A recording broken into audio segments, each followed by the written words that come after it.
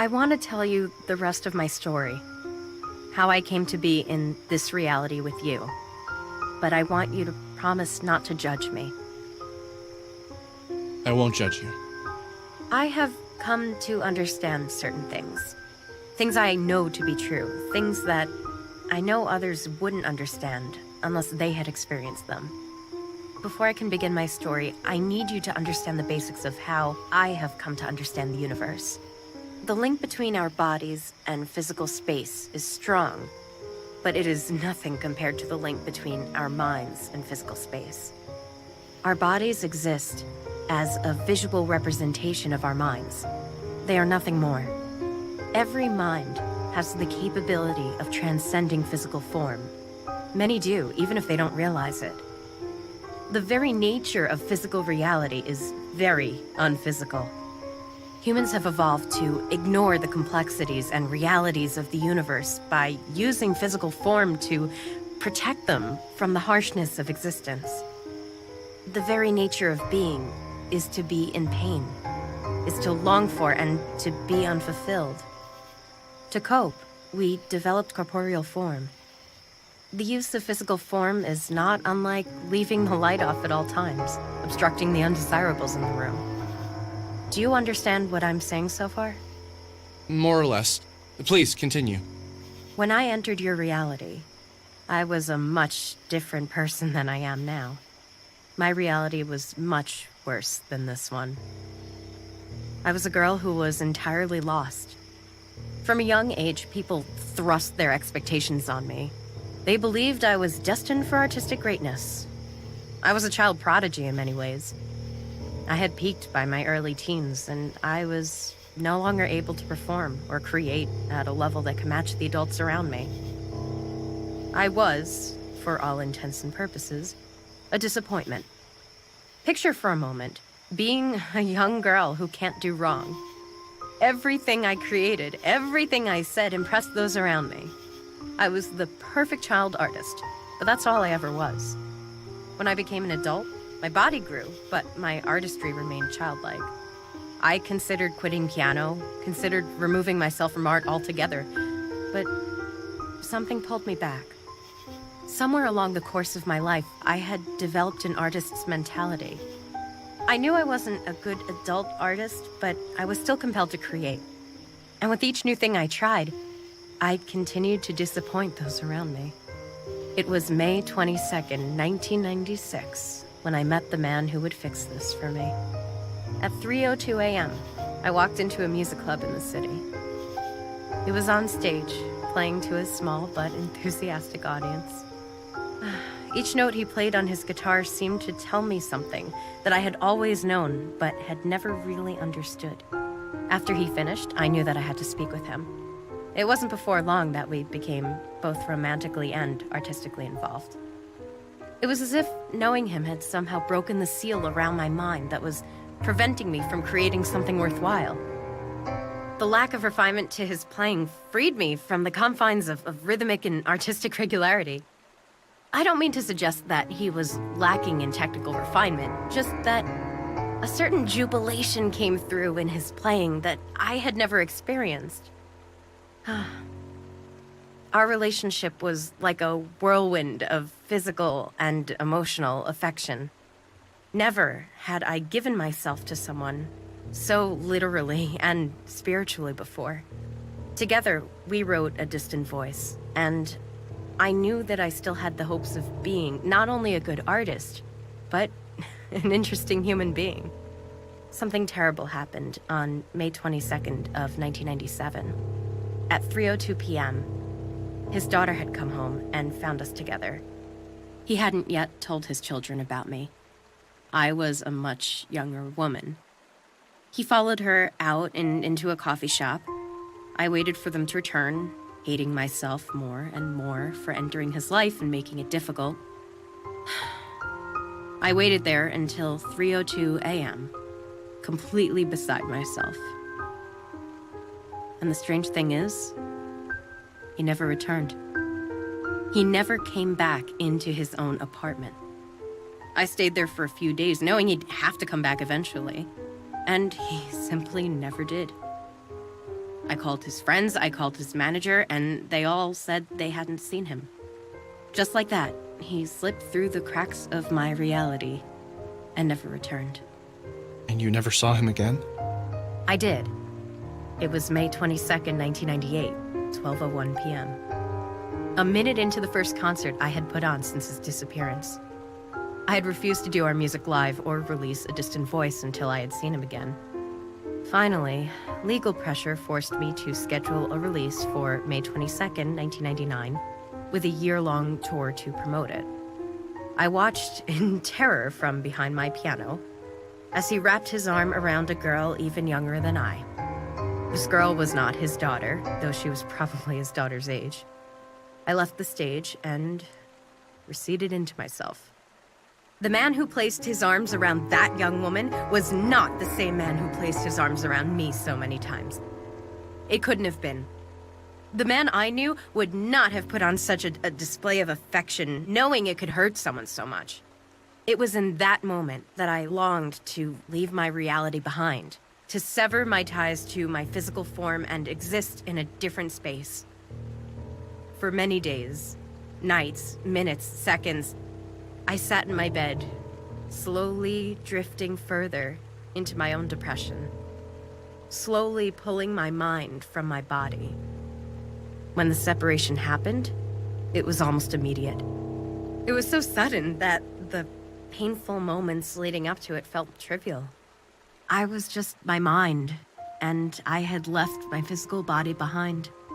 I floated until I found a reality that seemed different from mine, hoping to find a reality that contained the him I knew, hoping that he had fallen into this reality, and we could be together again. Was his voice the one we heard on the record? No, it wasn't. I don't know whose voice we heard. I was so nervous sharing that music with you guys, I almost didn't realize it wasn't me singing. Well, everyone loved it. It was amazing. Really? I can never tell what people think when I show them my songs. Well, what should we do now?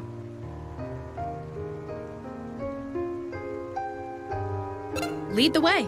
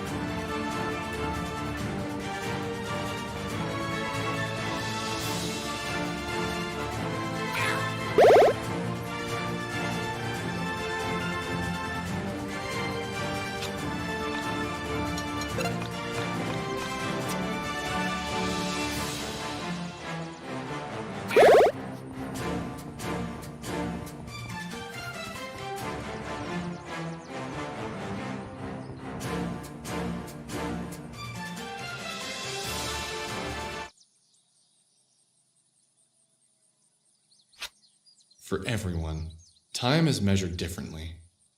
For myself, it was in days since Sammy had been missing. For Michael, it was days until school began and he lost his freedom.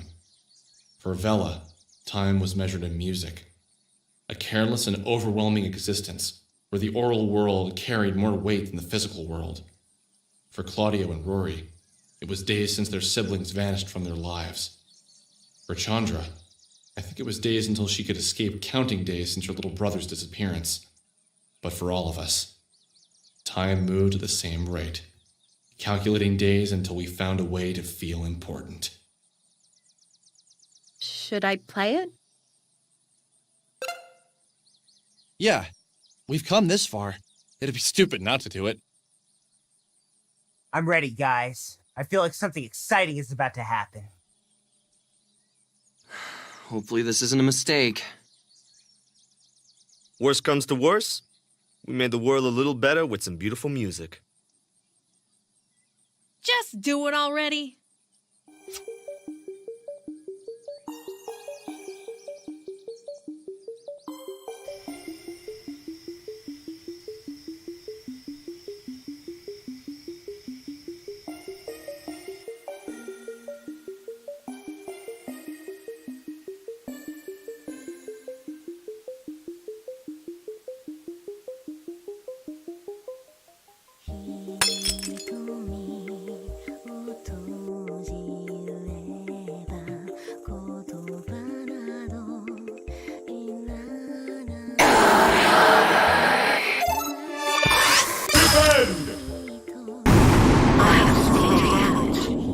Witness.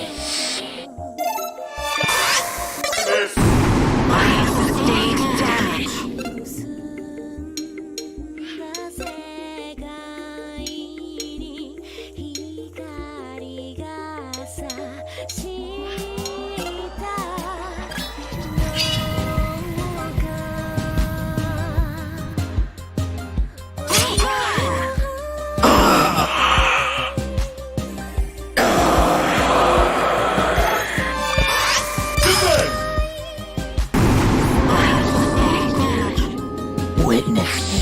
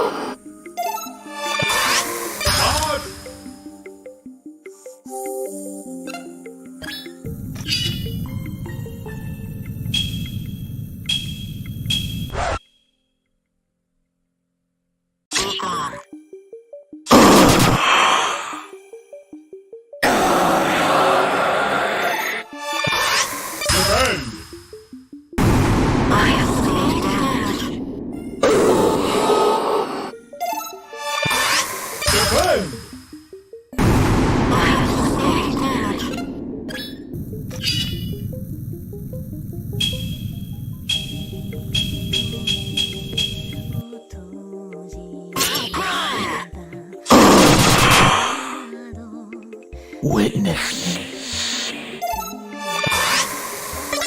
I have sustained damage. Witness.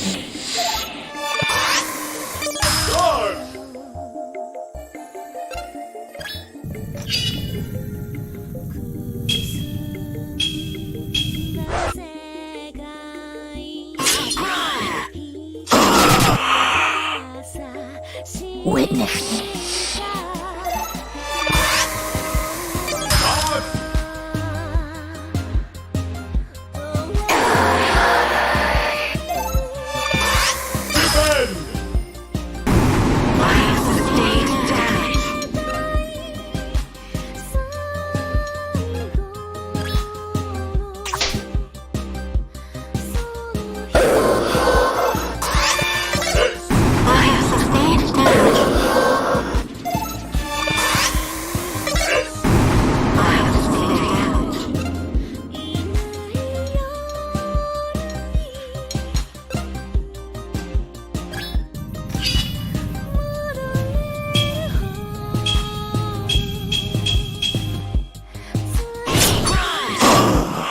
You have died.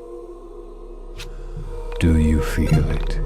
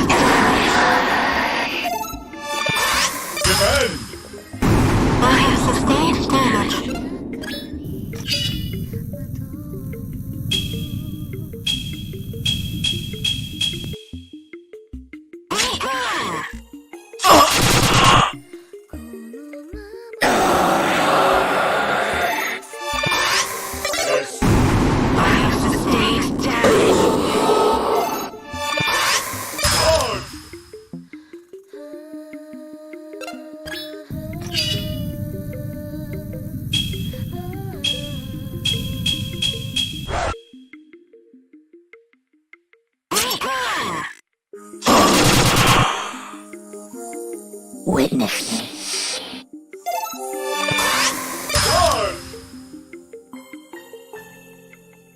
Witness.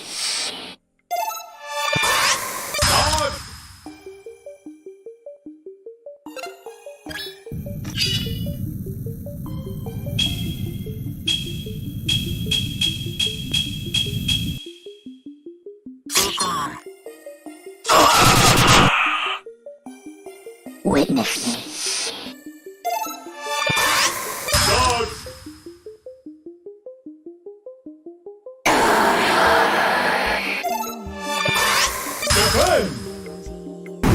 I have sustained damage.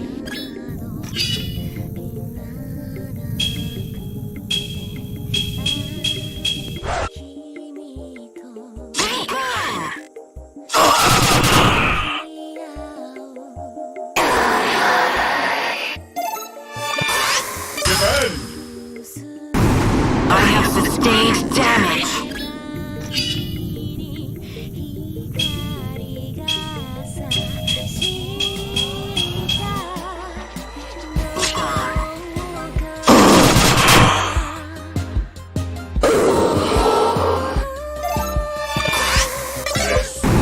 I have sustained damage.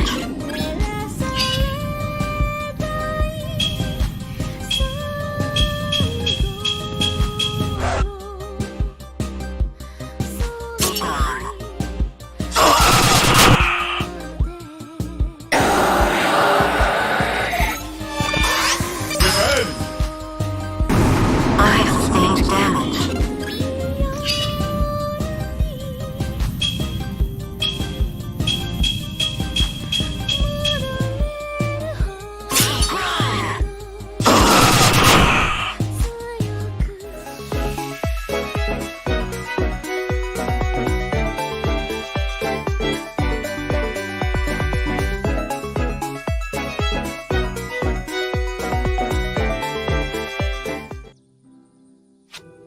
Are you guys okay? What just happened?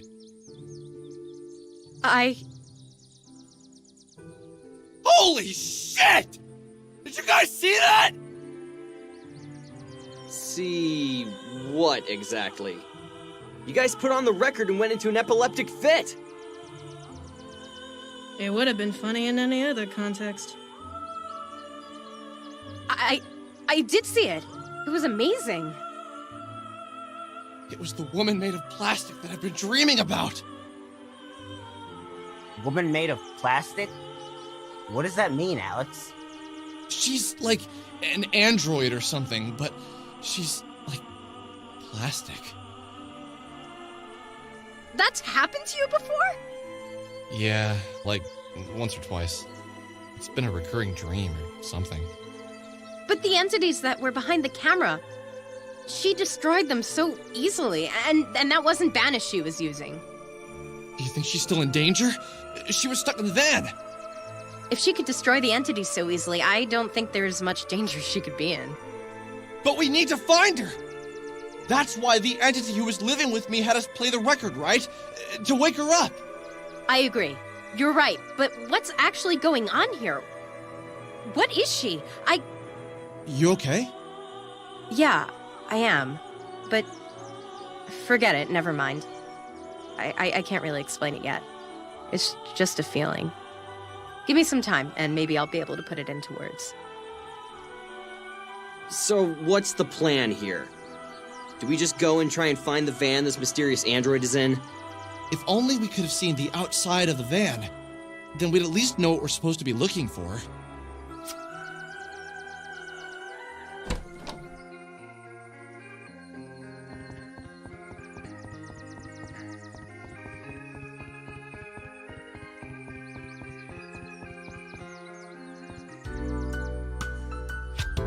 Hey, Alex, do you have a minute?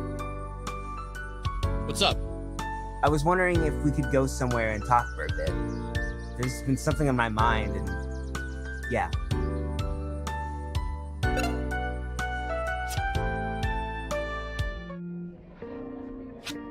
So, what's wrong? Well, I don't know. I've just had a lot on my mind lately, and Take your time, man. well, I've just been really depressed lately. Thinking about my sister, my parents, just how much life is going to change from now on. My sister was a lot younger than me, but she really was my best friend. And now she's gone. I feel aimless. We had plans, things we wanted to do in the future, places we wanted to go, movies that we wanted to see, new games to play together.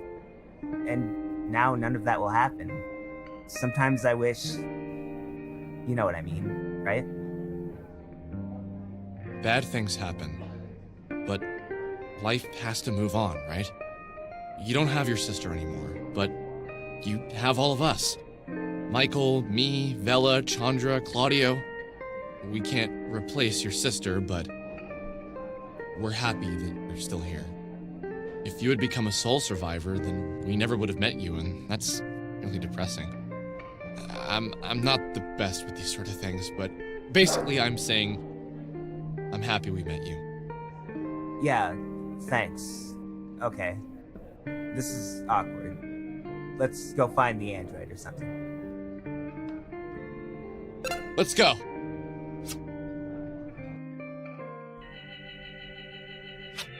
I don't think I've ever loved a woman before. Not romantically, at least. I love my mother, and I love my sister, my cousins, my female friends. I love them, but not in the way that's filled with a romantic sense of love. I've had 7 girlfriends throughout college and high school. None of them lasted long, and I never minded when things were over. Something funny happened that night when I went to bed. I had a dream again. Yes, it was about the android, but she wasn't trapped inside a moving van. She was free and human. In my dream, I knew her very well. We'd been together for a long time. We weren't old. We didn't get old. I knew inside my heart how well she treated me. I knew, for the first time, she was the only woman I'd ever treated well. Inside my dream world, she entered my dreams. She entered my thoughts. She filled up every part of my mind, even the parts I wanted to hide away. She was like the old Bruce Lee quote, "Be like water." She was my water, rushing into all the cracks. Nothing could be hidden from her, but I didn't mind. She didn't judge. She didn't have a place to judge. She, unlike all other humans, was aware of human flaws. She didn't pretend we didn't think about hatred, violence, jealousy, sex. I was a person. She got that. Oh, if only she was too. She is, and always will be, a woman made of plastic. I know how funny this sounds. Trust me, I do. How can a woman made of plastic be loved so much by a real flesh and blood human? I woke up the next morning in a cold sweat. What was I feeling? It was like a warm light surrounded me. Someone had flipped a switch in my brain, and I now understood something I wasn't capable of understanding before. I felt a weird joy inside me. Like I had a secret no one else was allowed to know. A secret that was meant only for my ears. And it was the android who told me. But I couldn't. I tried to recall the dream, but it was already slipping away to the periphery of my mind. I couldn't remember specific scenes, but I could remember the feeling the dream had given me, and I knew they wouldn't be leaving me. I thought about Michael, then Rory, then Claudio, then Chandra. I had no desire to see any of them. I thought about Vela, then Sammy, and I felt weird, like I had done something wrong, as if I had wronged them somehow in the dream. And just like that, suddenly I needed to see Vela. But why? Why did I suddenly have the urge to apologize? No, that wasn't it. Thank her? No, I don't know why. But I needed to find her and do it alone.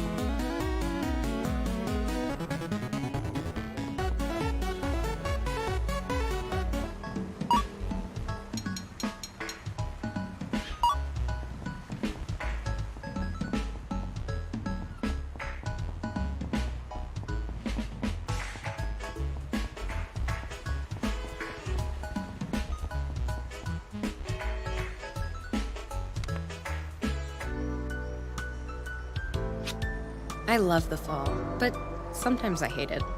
Does that make sense? Of course it doesn't. Probably because I get so sad to see it go. I like Thanksgiving, that's always fun. But like, Christmas? That's always depressing. The celebration always makes me feel uncomfortable. Like, are you really happy, or are you just pretending because it's Christmas? I never thought of it that way. I love the fall too. It always meant seeing my friends again, but I guess starting school again sucks. You know, I haven't thought about school since like last winter or spring, whenever it was. I don't miss tests or any of that shit, but I miss learning. I was good at school. I'm not a genius, but I'm great at writing, philosophy, psych. I don't think I'm great at anything that helps real life, though. Maybe dreaming. I have a lot of dreams. Things I want to happen. Now, if only they'd be grounded in reality. What's that thing they say about dreams and poets? We're sad sacks. Something like that. Can I ask you a serious question? Go for it, Ginger Boy. What was your world like? The one you came from? You know, I don't think anyone has asked me that since I've been here. Wow. I try not to think about my old reality, but it really wasn't all that bad. Things are mostly the same. We had more cows, though. Lots of cows. And the music? Different. Your metal is our pop. Isn't that weird? My mother would love your thrash metal. We also didn't say the 90s. We called it the end times. Isn't that funny? We all joked that 2000 would be the end of the world. That and, well, this is gonna sound weird, but we don't look at death the same way. In this reality, death is like giving up or making a mistake. How can you fault someone for dying? We all publicly acknowledge that when someone dies, you're sad for yourself, not for them. That, and What is it? we can call our dead. When my grandmother passed away, I was 12. I've spoken to her once a month for the past 12 years. There are phones, special phones. You put in money, dial the social security number of your loved one, and for 3 minutes, you can speak to them. You can talk to them about anything, with one exception. Under no circumstances are you allowed to ask about where they are and how they're feeling. If you do, they lose their phone privileges forever, and you have a 10-year hold on your account. What? Like, for real? Yes. And we never dream. I didn't know about dreams when I first came here. I had my first dream the night before I met you. Must be fate. We also don't have fate where I come from. I think we never put ourselves in that sort of box. You take away your own freedom by even pretending things like that might exist. What did you see when you traversed the soul space? What was it like? I don't have the talent with words to explain it. It's something you should see for yourself. What? Leave my body? I don't think I could ever. Maybe not, but... Okay, look at it this way. Before I traveled the soul space, I was a different person. Someone who got hurt by someone. Someone who believed they were loved unconditionally. When I was out there, I realized unconditional love exists, but only as something to strive for. It's just a concept. There's no way to actually put it into practice. We can say we love someone unconditionally, and we can act like we do. But it's not to judge people for what they did to you or someone else. To accept someone for being human. Accept someone for being human? I know what you mean, but isn't that funny? Coming from a human? We're all human. We all have flaws, we all hurt each other, but is that the thing to be fixated on? And I do believe unconditional love exists. Oh? Have you felt it before then? So what if I have? From who? What's her name? I don't know. It's just, I had this dream. And in this dream, I was loved unconditionally. Whoever loved me loved my flaws and loved my mistakes as much as they loved the things worth making me loved. Is that so hard to believe? Sounds like a dream. So, who was she? Spit it out. Was it Sammy Park? No, I don't think so. Maybe it was. Maybe it was you. Maybe it was the android in the van. Maybe it was all three of you as one being. Well, I think you're a lazy ass half the time, so I don't think I'm the one to love you unconditionally. But yes, keep chasing the missing girl who entered the soul space. I'm sure when you finally find her, she'd love you unconditionally. Hey, that's not fair. Also, Sammy is out there. She isn't in the soul space. I can feel her out there. Maybe you're feeling her out there in the soul space. Maybe. So, Villa, what the hell are we gonna do about finding the android? She's trapped in the van and... Calm down. You haven't checked Honest in 1999 today, have you? Rory made a thread pointing out a mysterious van in all the most recent and believable posts. And here's a strange one for you. In one of the photos of Sammy Park, there's a van. He asked everyone who sees the van to reply to the thread and post a location so we can check it out. Wait, are you serious? How did I not see this? Holy crap. Okay, I need to go back and check. Wow, this is perfect. So that means she's around here then. Well, I mean, vans have wheels, so it could be far away, but yeah, it could be. We're gonna need a car. How else can we catch up to it? Do you have a car? No. You're forgetting I've lived in this reality for a year. How do you expect me to even have a license? I don't even have a social security number, and I make minimum wage at an arcade. Damn. I wonder if Mom would let me borrow hers. Claudio has a van. You could ask him if he'd drive you around. He's a cool guy. He's a bit older than us, so it makes sense. I think he's in his late 20s. You should spend some time with him and Chandra, really get to know them first. Not usually a good idea to ask for rides unless you really know someone. At least where I come from. Yeah, good idea. You know, this is gonna sound a bit weird. Lately, I've felt like I don't even know my own reality. The more I think about it, nothing is as I remembered. When I was a kid, things felt different. Pre-college Alex's life was so much more simple. I never noticed all these things, all these strange things. That's how I felt right before I left my reality. Maybe you're starting to get it, whatever it is.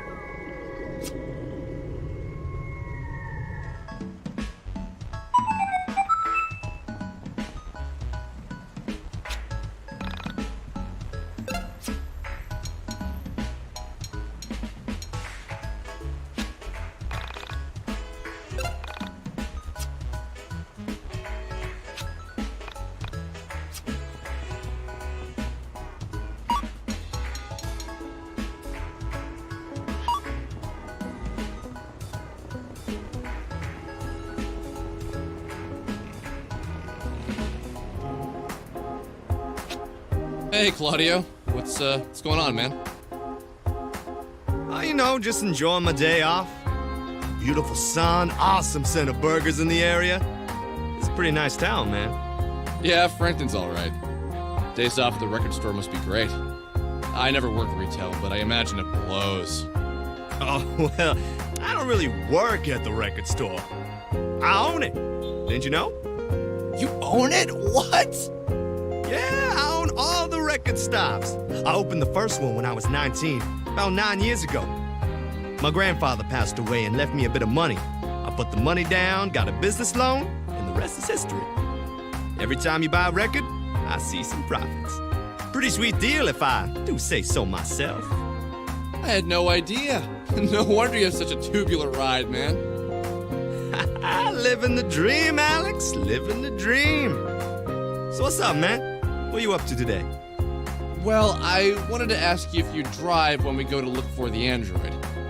Rory put up a post on Honest in 1999 about it, and apparently sightings have been flooding in. Once we get a credible hit, you down to go? Yeah, sure. Sounds good. That was smart of Rory. Have you seen him around? No. I wonder if he went back home yesterday. No idea. Make sure you let me know when you're ready to go, okay?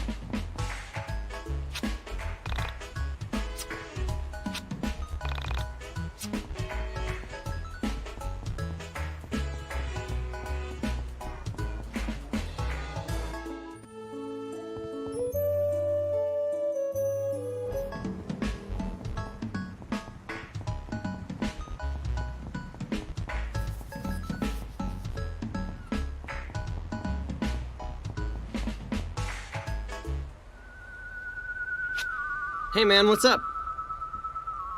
So, Rory put up a thread on Honest in 1999 looking for the van that has the android. You down to go look for it once we get a credible hit? Yeah, just let me know when. Okay, I'm gonna go check out the post again. In about an hour and a half, let's meet up at Burger Joint. Claudio has this van there and he's ready to go once we pick a place to hit up.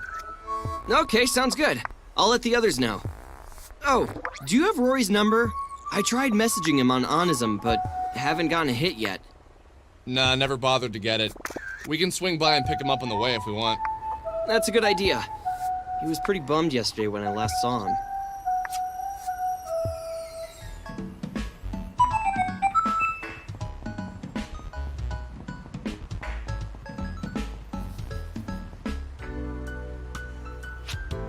Hey, Alex, what you up to? I've just been hanging out, thinking about the android. So that's your thing, right? You wander around all pensively, thinking about unobtainable women? Wow, I never thought of it that way. Holy cow. Easy there, I was only kidding. Do you have any leads on it? Not really. I was thinking we should all get together and talk through what we know so far. Bella pointed out that I don't know you and your brother so well, so I thought I'd change that. What would you like to know? I'll let you ask 2 questions.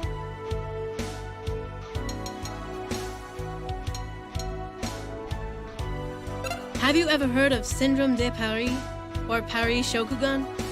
It's a psychological disorder affecting Japanese people who vacation in Paris. People who have this hallucinate, get delusional, feel persecuted. It's like extreme culture shock. That's what I felt. Except I wasn't Japanese and I wasn't in Paris. I was an American in a tiny Japanese town. It took me a while to get over my fears, but when I did, I made a great friend in a girl named Bera. Bera taught me how to hula hoop, and for 3 weeks straight, we bonded over it. Sometimes, all it takes is one cool person to pull you out of your shell, you know? I've never heard of that before. It's crazy. Oh, didn't I tell you I'm doing my master's in psychology? I want to work with kids, mainly foreign kids, and help them adjust. That's what I'm doing my thesis on.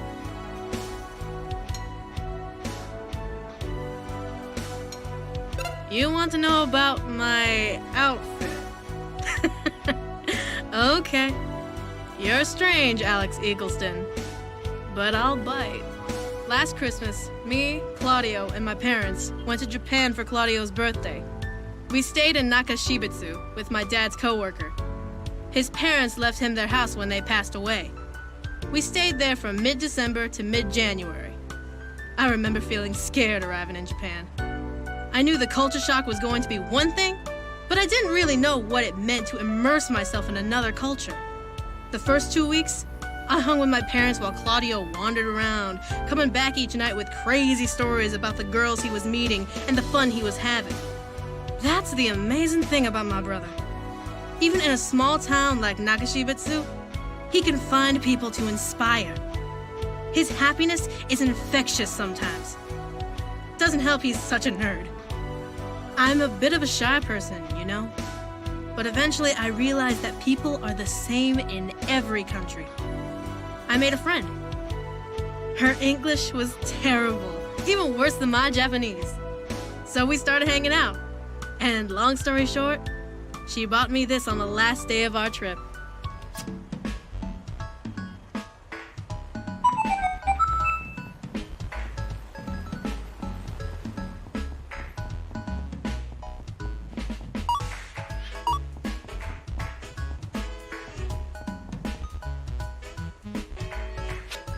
Oh, awesome. Everyone's here. So where to?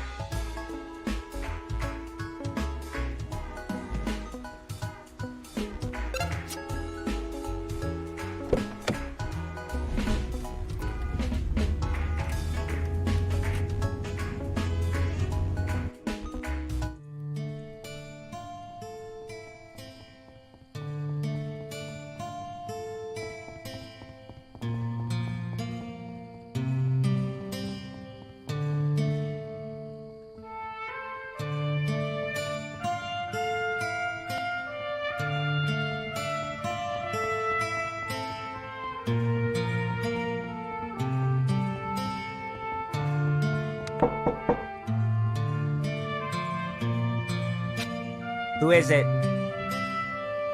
It's Alex and the gang. More like Chandra and the gang. You think you're that important, don't you? It's Chandra and the gang.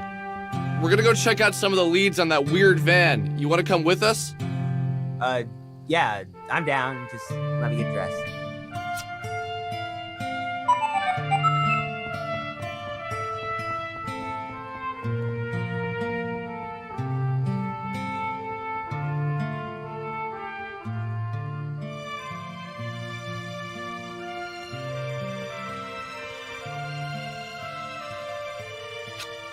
So where to?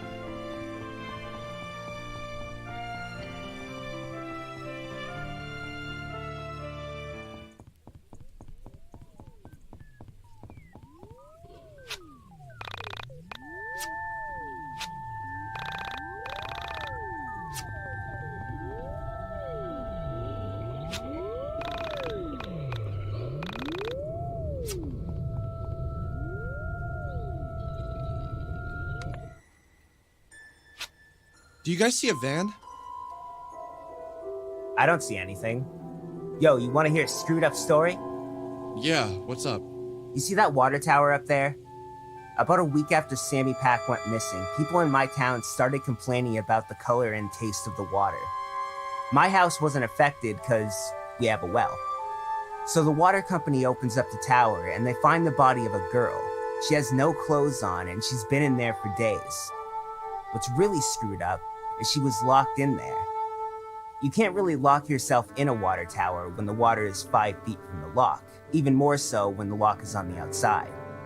So police came in and they ruled it an accident. So some girl accidentally climbs on top of a water tower, picks the lock, jumps 5 feet into the water, then manages to lock herself in from the outside. Yeah, I buy it. Wait, are you serious? How the hell was this not on the news? It was. Headlines read, "Small Town Tear, Unclean Drinking Water." Somehow these lazy jerks at the news stations managed to turn what was most likely a horrific murder into a gross story that focused more on the quality of drinking water than about an actual person. How did she get up to the water tower? I don't see a ladder. Ah, that's what I was forgetting. A logical person would deduce that they removed the ladder so it wouldn't happen again. This is where it gets really creepy. There was never any ladder, and you'd need a really big ladder. So some crazy murderer with a big ladder could still be hanging around out here? Yeah, probably. I made a post about this on Honest in 1999, but we were never able to figure it out. What's even more screwed up is they never identified the body. Poor girl.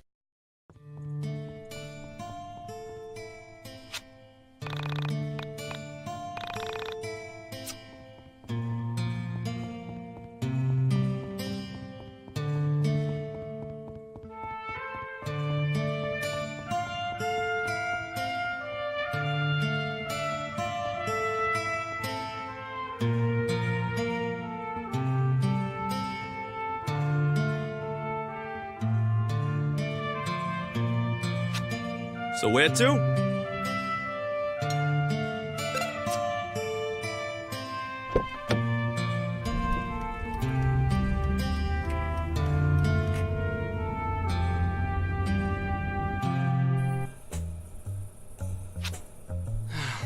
Well, damn. I'm guessing that van floating out there is supposed to be the one they spotted. That'd be my best guess. So, is it worth swimming out there and checking it out? Go right ahead!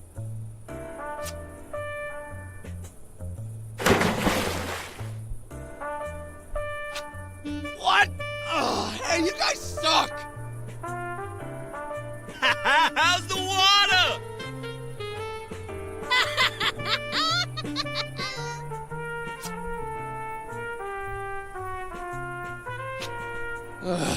Nothing here except some items. Oh well, it's worth a shot.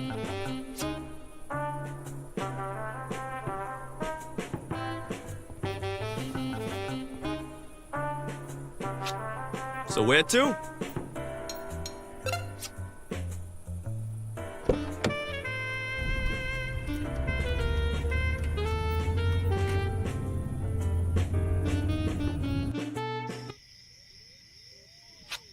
So, do we just walk up to it? I guess so. Maybe I'll just knock on the back and ask if there are any androids being held captive.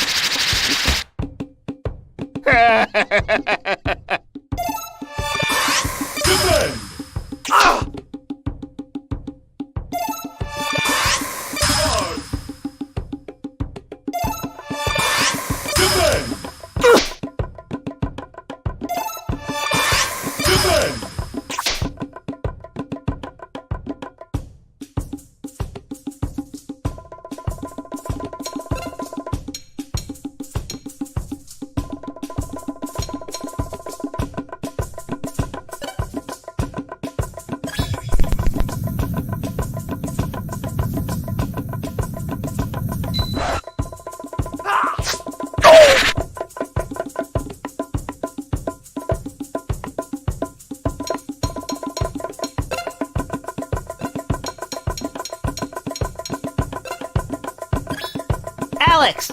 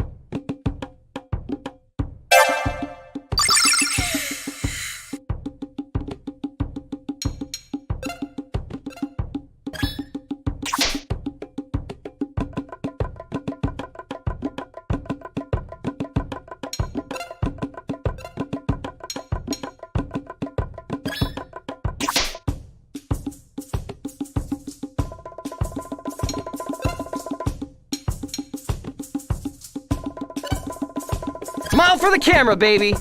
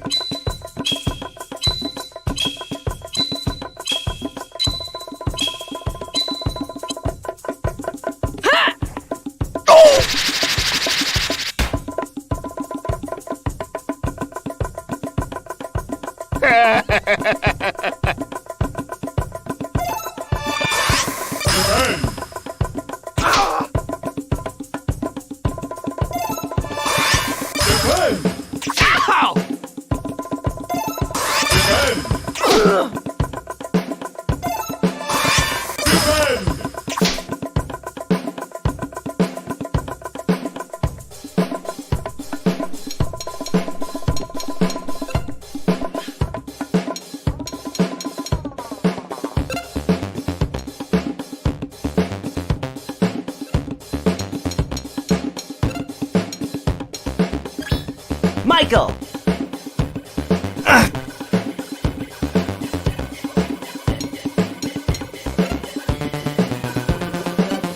I'm gonna make you look so good! Say cheese!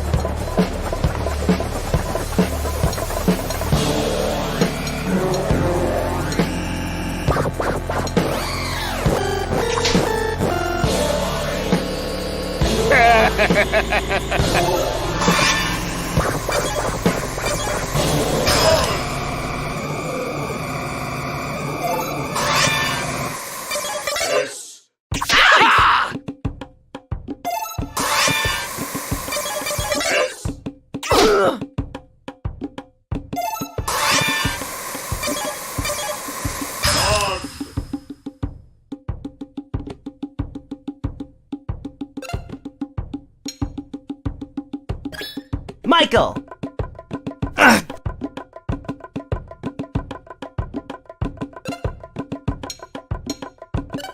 I'm gonna make you look so good!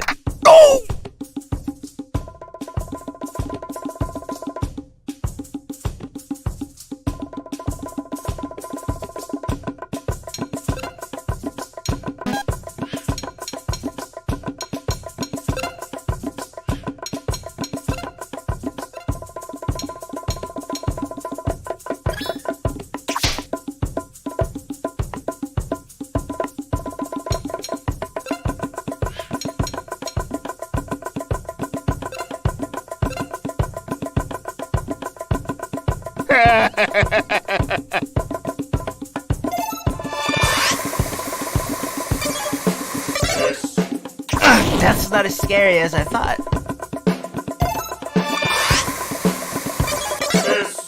Hey!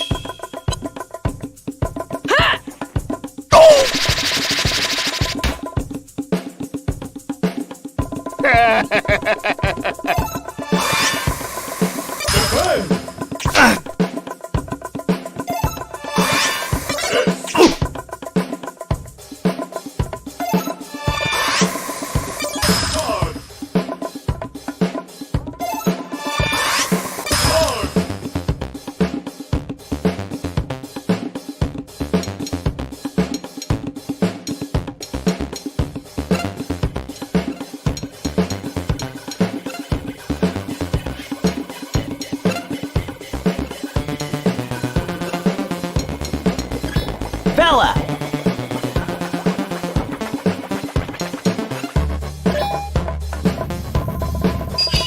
Trick shot! Huh!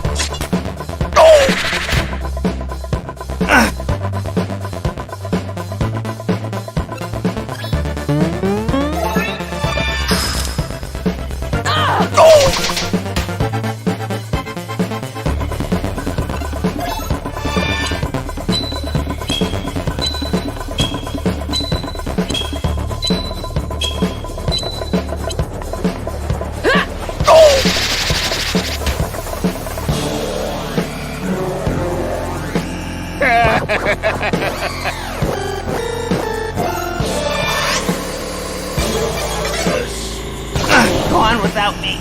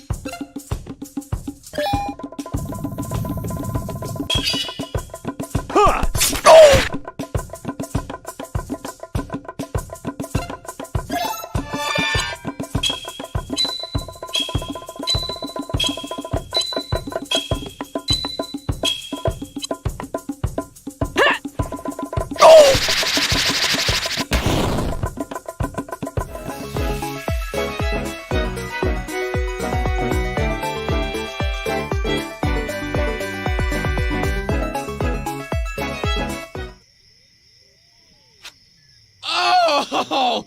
I did not want to see that. I did not want to see that. What the hell is wrong with people? It's the 90s. People really are losing all sense of moral fiber.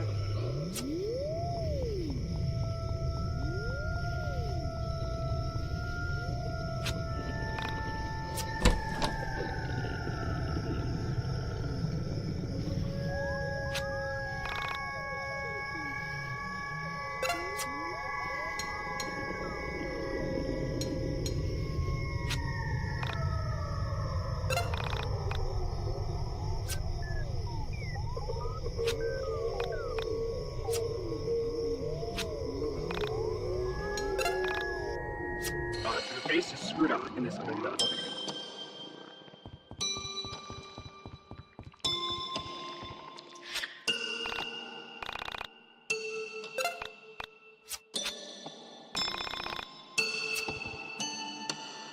The face is screwed up in this window.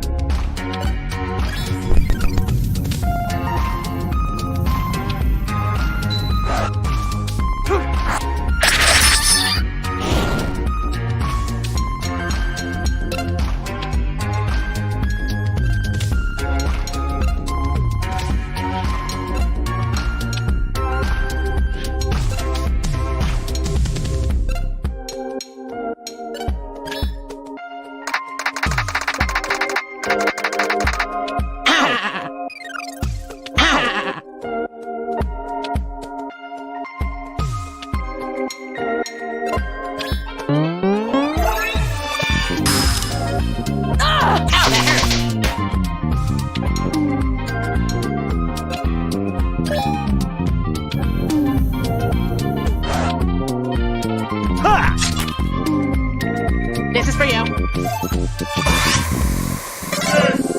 That hurt! Cheap man.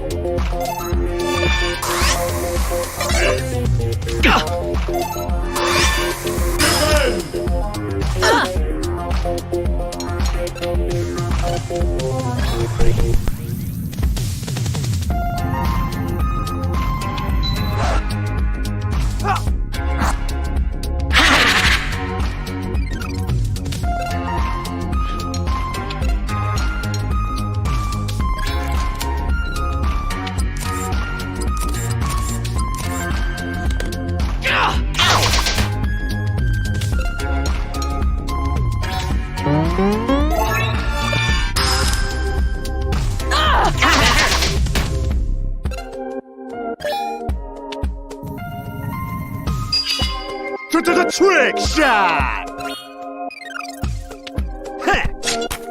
Ouch! Ow! This is for you.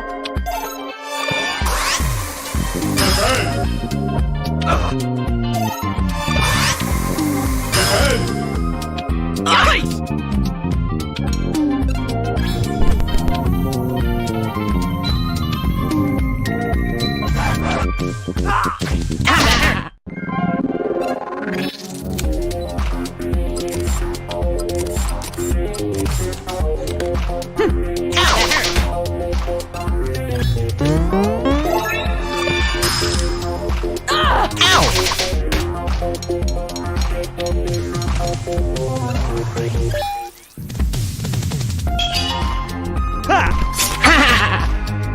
Cheap man.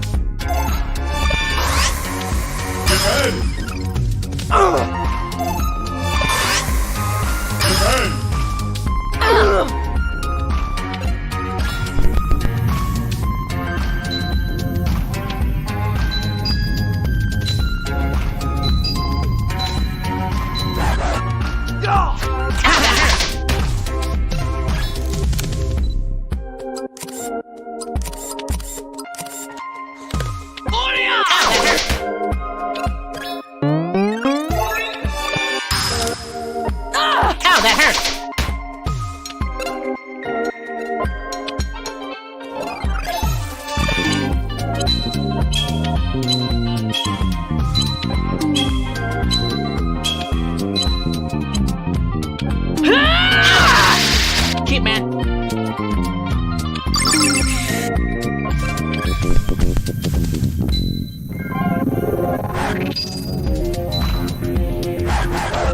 Ow, that hurt.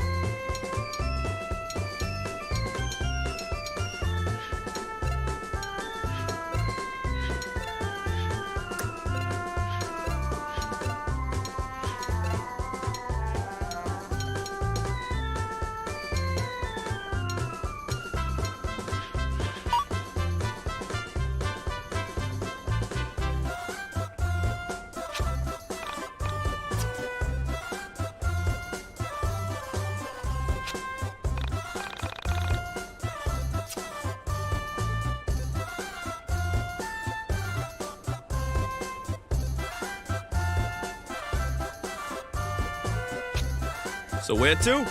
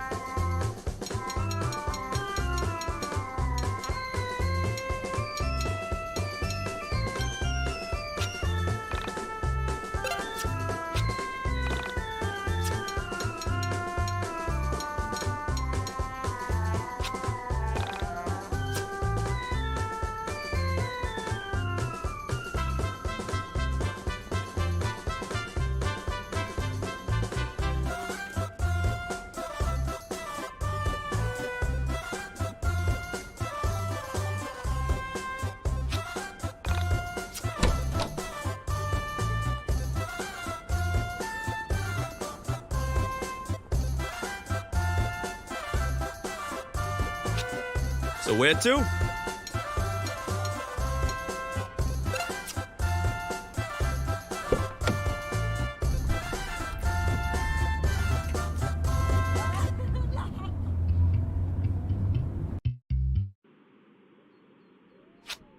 Holy crap! Isn't that it? I can't believe it. We actually found it. The first step is to calm down. Let's all get around the van, and then one of us will knock. Let's be ready to fight, since we don't know what's inside. I don't want to sound like a wuss, but why are we doing this again? Because we have to save the android! Okay, good enough.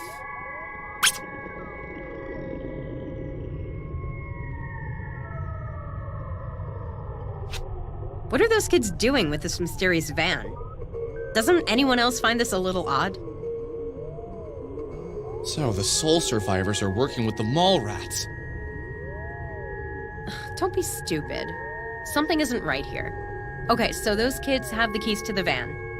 The only course of action is to track them down and ask them nicely for them. And when they say no, we kick their 12-year-old goth butts! Okay, sounds like a plan. Wait, can anyone pick a lock here? Yo, wouldn't it be hilarious if I could? Like, out of this ragtag band of misfit friends, the black guy could pick the lock. And don't pretend you didn't think it. So to answer your racist-ass question, I cannot pick a lock. Well, at least not a car lock. I went through a Sherlock Holmes phase and learned to pick basic locks. You know, antique locks, Egyptian wooden pin locks, a warded lock, RFID locks if I had the right equipment. But definitely not a car lock. So, just to clarify, you can't pick the lock. Psh, no. Well, probably not. We're wasting time. Let's go after the brats.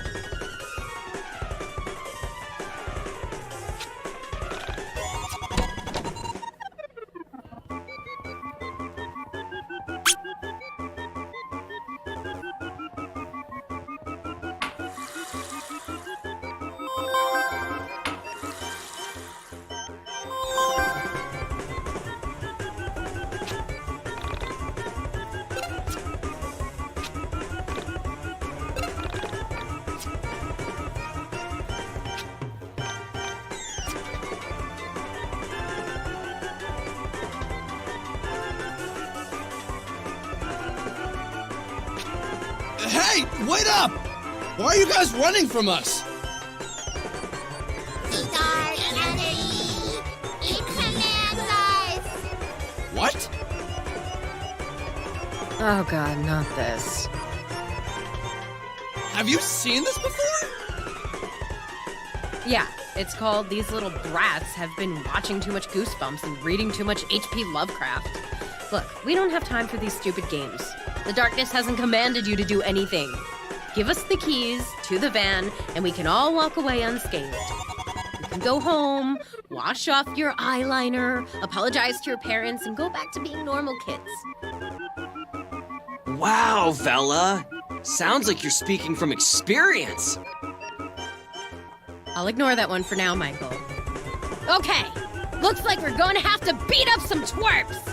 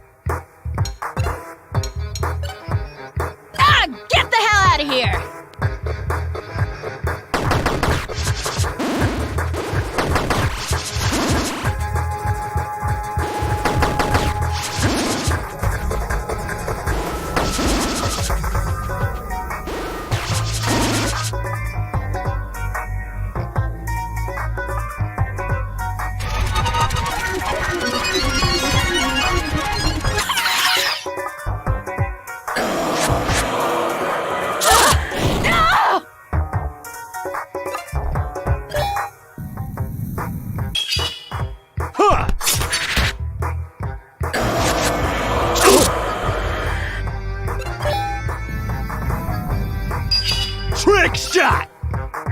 Huh!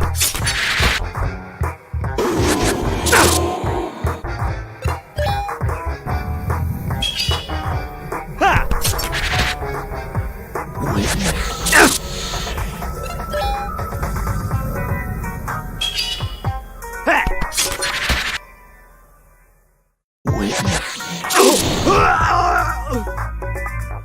You have died.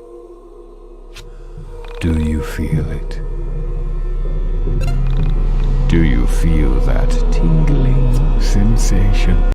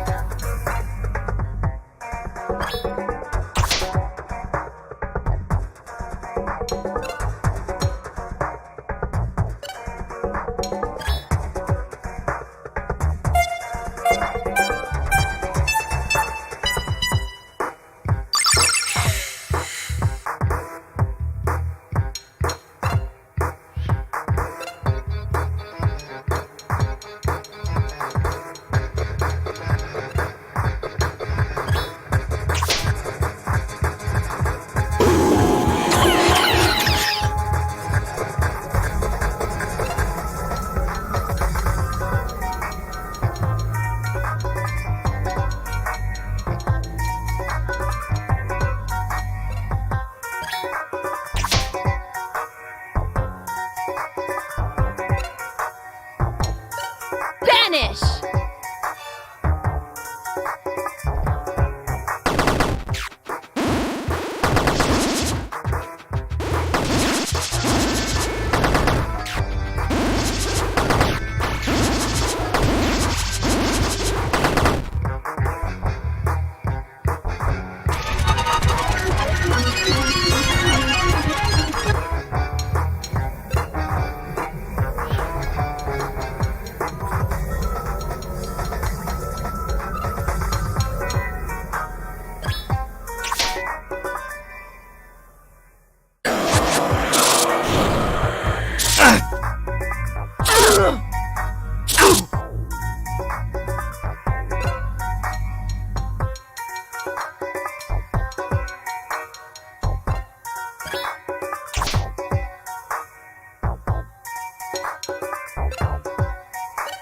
Vanish!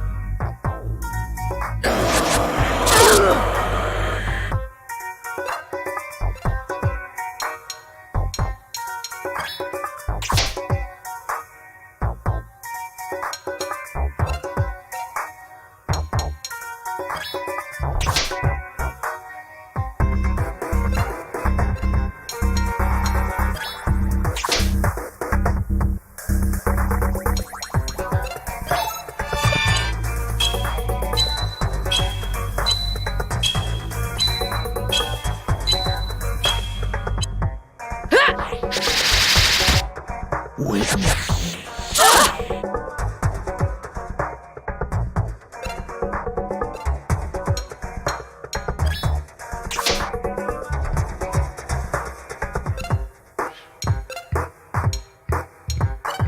I'm gonna make you look so good!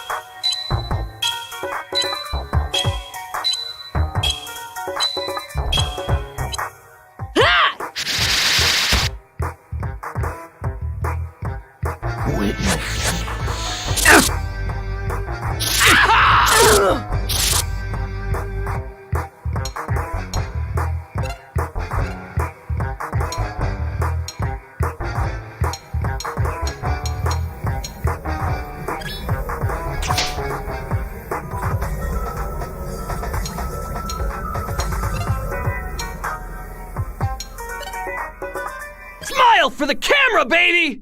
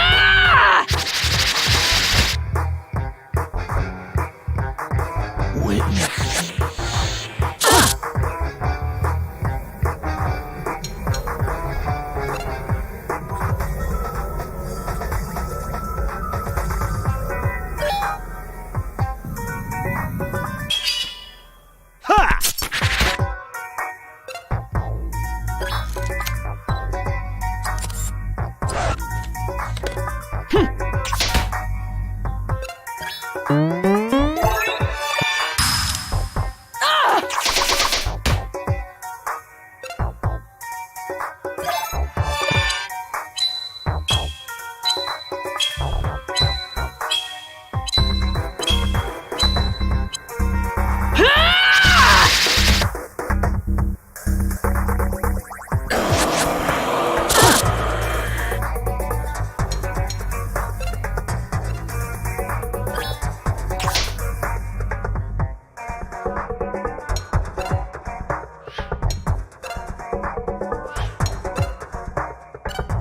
for the camera, baby!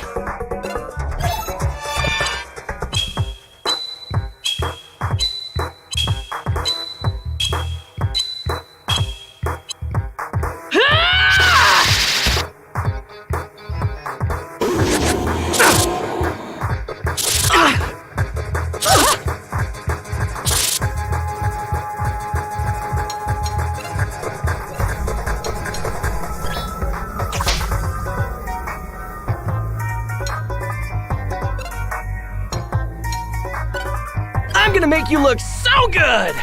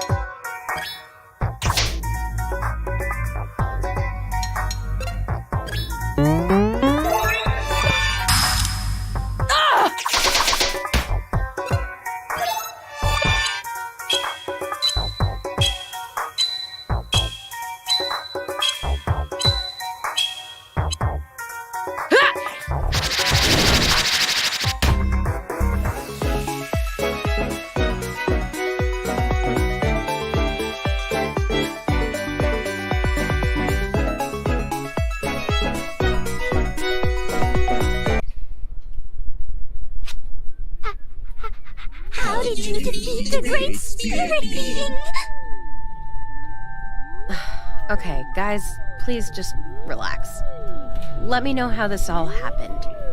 When did you first meet the Soul Survivor? A few days ago, the Great Spirit Being dropped his keys. I picked them up, and ever since, I've been doing his bidding! Doing his bidding? The Soul Survivors aren't some Saturday morning cartoon villains. They wouldn't ask you to help them with some evil plan. I'm going to go ahead and assume you just picked up the keys and carried them around pretending to be its evil minions. Youth. Okay, you can go.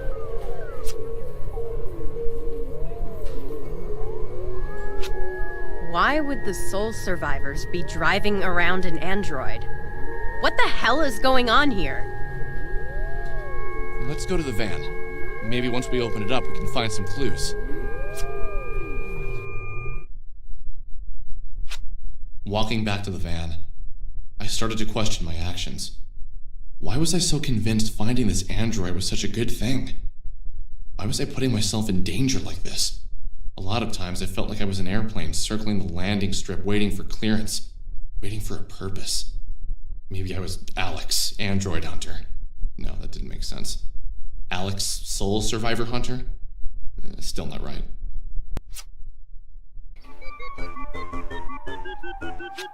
She was beautiful. Masterful creation. Smooth plastic skin, slick curves, and a perfectly sculpted face that reminded me of one of the anime girls on Claudio's shirt. What do you see? Anything interesting? She's incredible. Incredible.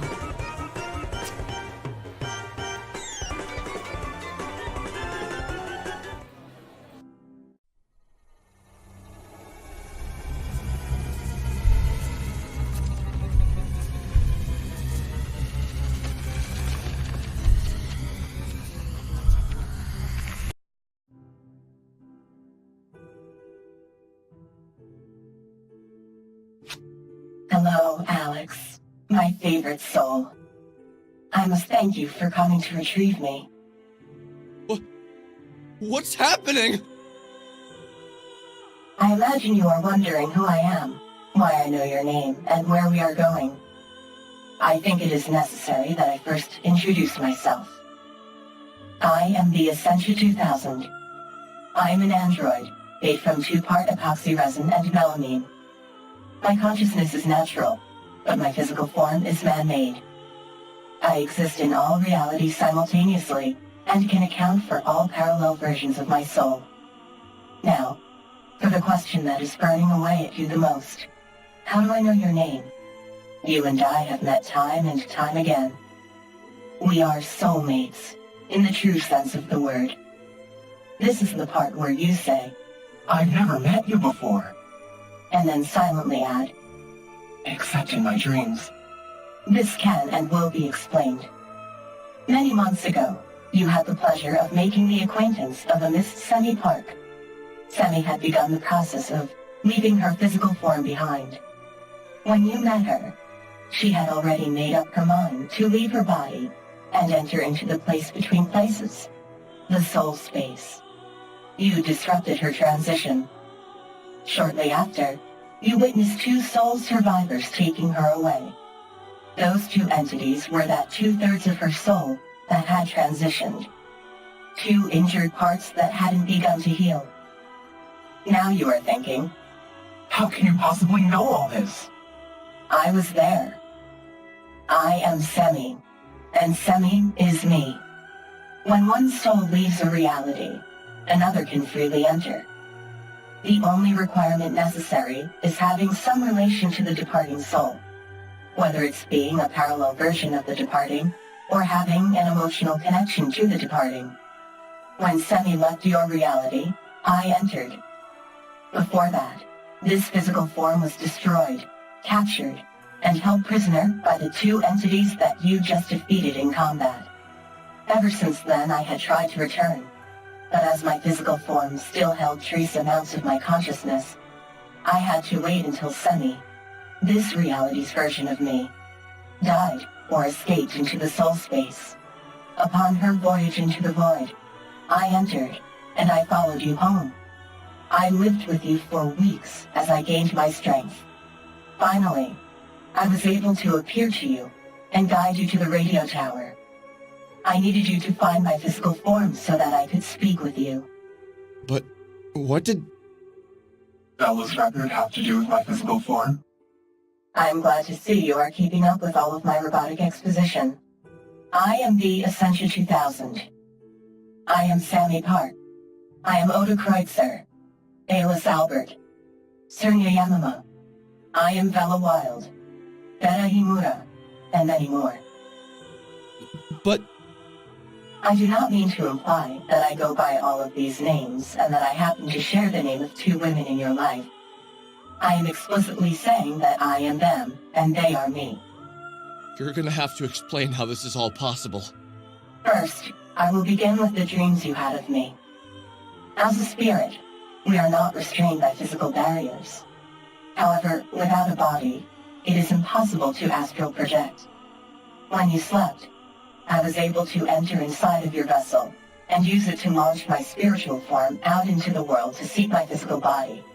I am sorry that I violated you in such a way, but it was the only way for me to find my body and make physical contact with you. By now, you are aware of the soul space, the location where each universe and reality coexist. Each universe has a set number of souls. Adjacent to your reality is another that contains someone with the same soul as yourself. In one reality, I am Surya Yanama, a Palestinian girl on the run from financial trouble. In another, I am Vela Wild, a talented musician whose only setback is the pressure I put on myself. In all realities, I am the Essentia 2000, a pan-dimensional android made of plastic, created so that I can better understand myself in all of my realities.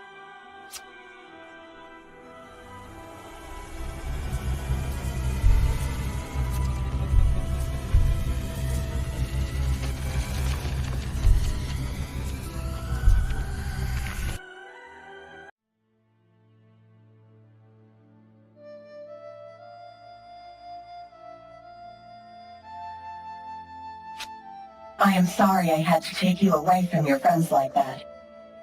Please bear with me as I take you on a tour of my parallel lives.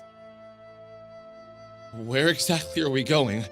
We are going into a very dangerous place, my dungeon of the mind. Here I will share with you my other selves. I am doing this in hopes that you will one day understand the nature of reality. Why do you feel that I need to understand the nature of reality? That, Alex, is something I have to show, not tell.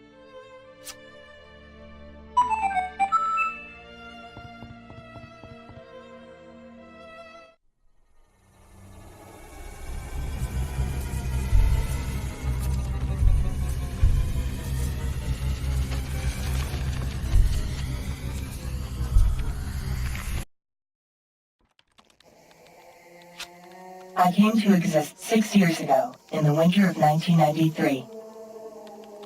In 1993, I only knew myself to be Naila El-Amin. I was a physicist who became fascinated by the metaphysical results of my experiments. After receiving terrible news, I became increasingly depressed.